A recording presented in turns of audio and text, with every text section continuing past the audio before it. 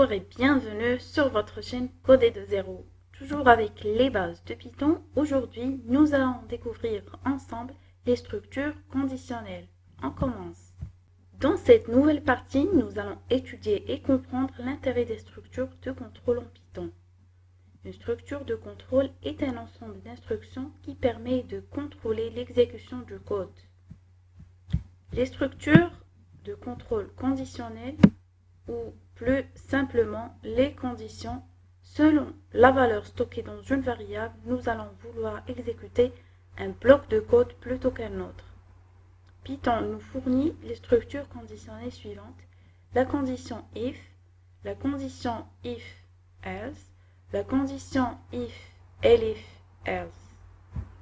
Nous allons bien sûr étudier et comprendre l'intérêt de chacune de ces conditions dans la suite de cette leçon. Bien avant de passer à écrire du code, nous devrons vous présenter quelques opérateurs. Passons à un exemple. Si j'ai deux variables x et y, x aura la valeur par exemple 15 et y la valeur 120. Pour pouvoir passer aux comparaisons entre les deux variables, je dois utiliser quelques opérateurs. D'accord? Si j'aimerais par exemple tester la supériorité de x par rapport à y, j'utilise le signe supérieur. Pour tester la comparaison, on pourra rajouter, juste pour test, la fonction prédéfinie print et inclure l'expression que nous avons, l'expression logique. D'accord? Et ça renvoie sur la console un false. Puisque 15 n'est pas supérieur à 120, ça renvoie un false. Si c'était le cas contraire, ça renvoie un true. Donc c'est pareil, on pourra le faire pour toutes les comparaisons que nous allons faire par la suite. Il suffit de rajouter la fonction prédéfinie print afin de tester le rendu de votre expression. Si j'aimerais inclure l'égalité, je rajoute égal pour vérifier si la valeur de x est supérieure ou égale à y. Si j'aimerais tester l'infériorité, j'utilise le signe inférieur. Si j'aimerais inclure l'égalité, je rajoute un opérateur égal pour vérifier si x est inférieur ou égal à y. Pour tester l'égalité, je dois utiliser le double égal. Alors ici, il faudrait faire gaffe. Pourquoi? Parce que tout simplement, cet opérateur permet de vérifier si les deux variables ont la même valeur.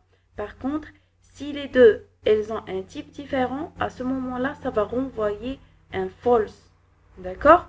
Donc, supposons par exemple que x aura la valeur 15 et que je donnerai la valeur à y est égale aussi à 15, mais avec le type chaîne de caractères. Si on aimerait vérifier l'égalité ici, donc ça va renvoyer un false. Pourquoi? Parce que malgré que les deux variables ont la même valeur, mais elles ont un type différent et ça renvoie pour cela un false. D'accord? Donc ici, pour marquer la différence, je rajoute un point d'exclamation bien avant le signe égal. La structure conditionnelle if est une structure de base qu'on retrouve dans de nombreux langages de script. Cette condition va nous permettre d'exécuter un code si et seulement si une certaine condition est vérifiée. On va en fait passer une expression à cette condition qui va être évaluée par Python. Cette expression sera souvent une comparaison explicite, c'est-à-dire en utilisant les opérateurs de comparaison, mais pas nécessairement. Si Python évalue l'expression passée à true, le code dans la condition if sera exécuté. Dans le cas contraire, le code dans if sera ignoré. Lorsqu'on commence à écrire du code, avec les structures conditionnelles, il faudrait faire très attention à l'indentation que nous avons vue sur une vidéo précédente. D'accord? Donc à chaque fois que j'écris ma condition, derrière le if, déjà le retour à la ligne doit être indenté. Sinon, notre code sera erroné. Pour avoir le correcteur d'indentation, vous pouvez installer une extension du VS Code, d'accord, en suivant les étapes décrites sur la vidéo. Donc, vous cliquez sur extension, vous tapez Python Indent et vous installez l'extension et vous pouvez naviguer pour voir sur les détails. Alors ici, on va écrire un code avec l'instruction conditionnelle qui est if. Donc, on va tester si par exemple le x est supérieur strictement à 15, ce qui n'est pas le cas. Donc, on va mettre ici print, par exemple, hello. D'accord? Donc, ici, puisque la valeur de x elle est égale à 15, ce qui fait que lorsqu'on va essayer d'exécuter, ce message ne sera jamais affiché. Pourquoi? Parce que x elle est égale à 15 et non pas supérieure strictement à 15. D'accord? Rien ne s'affichera sur la console. Si j'aimerais inclure l'égalité, à ce moment-là, le message serait bel et bien affiché puisque x elle est égale à 15. On teste ça sur la console en bas. Avec la condition if, nous restons relativement limités puisque cette condition nous permet seulement d'exécuter un bloc de code si que le résultat d'un test soit évalué à true. La structure conditionnelle if-else est plus complète que la condition if puisqu'elle nous permet d'exécuter un premier bloc de code si un test renvoie true ou un autre bloc de code dans le cas contraire. Maintenant d'inclure l'instruction else. Donc, il est possible de mettre par exemple ici un double égal pour tester l'égalité. On va mettre ici sur print la valeur de x contient 15 par exemple. Et si j'aimerais rajouter le cas contraire, c'est else. Sinon, c'est-à-dire si x, le sinon de l'égalité, c'est la différence. D'accord? Donc, avec un else, on va déterminer est-ce que x, elle est différente de 15. À ce moment-là, on va mettre un print et dire que la valeur de x ne contient pas 15. D'accord? Donc ici, puisque c'est égal à 15 et puisque cette instruction elle est évaluée à true, donc c'est elle qui va être exécutée et ça va renvoyer sur la console ce message. D'accord? Sinon, si je mets ici par exemple un 16 à la place, à ce moment-là, lorsque ce code-là va être exécuté, puisque cette expression elle est évaluée, dans ce cas, elle est évaluée à false. C'est-à-dire qu'on va sauter ça, puisque la condition n'est pas vérifiée, on va sauter ça et on va partir directement vers le sinon, puis l'exécuter. D'accord? On va exécuter ça sur la console.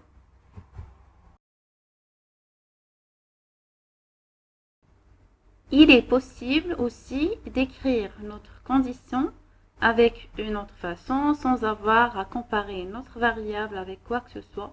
Donc, si on écrit if x, c'est-à-dire la condition, elle est sur x seul, et ça va, voilà, étudier l'existence de x. D'accord? Donc, puisque x est égal à 15, c'est-à-dire elle existe, elle a une valeur, donc notre condition, elle sera évaluée à true. D'accord? Et voilà, dans le cas contraire, si x n'a pas de valeur, elle sera évaluée à false. Et nous allons voir ça dans un exemple suivant. D'accord? Donc, si par exemple, je mets la valeur de x, elle est égale à 0, ou bien 0.0 pour les décimaux, ou bien une chaîne vide, d'accord? Par exemple, liste vide, un dictionnaire vide, un tuple vide. Dans ce cas-là, la condition sur x sera évaluée à false. Et du coup, on attend que ce qui va être affiché sur la console et voilà, c'est la phrase qui se trouve sur le else et qui dit que la valeur de x, elle est évaluée à false. D'accord? Donc, il faut faire vraiment gaffe. Si on aimerait inverser les phrases d'affichage, à ce moment-là, il faudrait penser à inverser la condition de départ sur le x. Si j'aimerais par exemple mettre sur le else que la valeur de x est évaluée à true et que j'aimerais mettre sur le if, d'accord, la valeur de x est évaluée à false. Donc, il faudrait inverser la condition sur x et mettre le mot réservé not x, d'accord? C'est-à-dire que x n'existe pas. Dans ce cas, déjà, nous avons un dictionnaire vide, c'est-à-dire que x n'existe pas. Donc, la valeur de x sera évaluée à false. Et c'est la même chose si on utilise le mot réservé none, c'est-à-dire que notre variable x n'a aucune valeur. À ce moment-là, la valeur sera évaluée aussi à false. Il faudrait faire gaffe si par exemple vous avez le mot réservé none entre double guillemets. Alors, il ne s'agit plus du mot réservé none. Pourquoi? Parce qu'il s'agit ici d'un mot, une chaîne de caractères qui est pleine. Du coup, la valeur de x sera évaluée à true. On exécute pour voir true sur la console. La condition if, elif, else est une structure conditionnelle encore plus complète que la condition if, else. Elle permet d'effectuer autant de tests que l'on souhaite et ainsi de prendre en compte le nombre de cas souhaités. Illustrons ça sur un exemple. Si par exemple j'aimerais rajouter d'autres conditions avec un elif, d'accord? Donc on va penser à mettre la condition x inférieur à 15, à 5 plutôt, donc et écrire le message dans le cas où la valeur de x est inférieure à 5. Une autre condition qu'on va rajouter avec notre elif, x inférieur strictement à 10. Donc on va afficher le message disant que la valeur de x est inférieure à 10. D'accord? Il ne faut pas oublier les deux points derrière la condition, sinon nous aurons une erreur de syntaxe.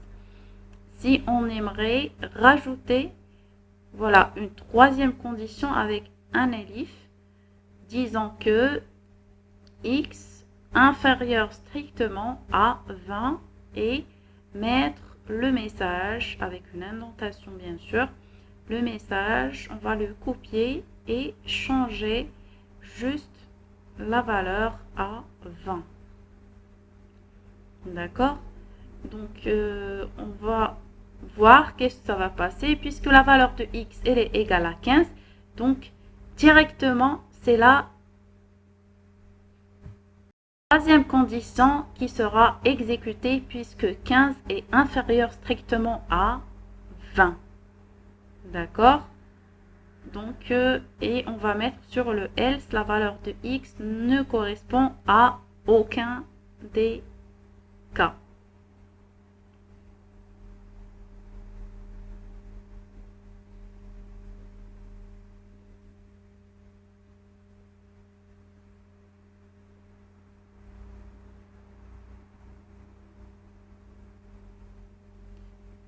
Donc, c'est la troisième condition qui va être affichée. Vous pouvez voir ça sur la console. Donc, supposons qu'on va changer les conditions. On va mettre la première inférieure à 50, la deuxième inférieure à 100 et la troisième inférieure à 200.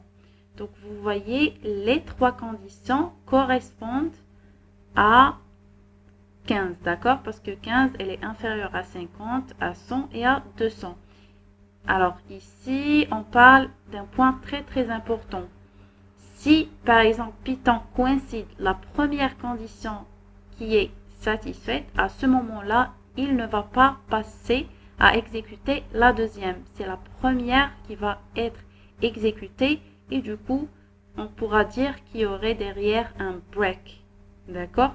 Donc, il faudrait faire gaffe à cela.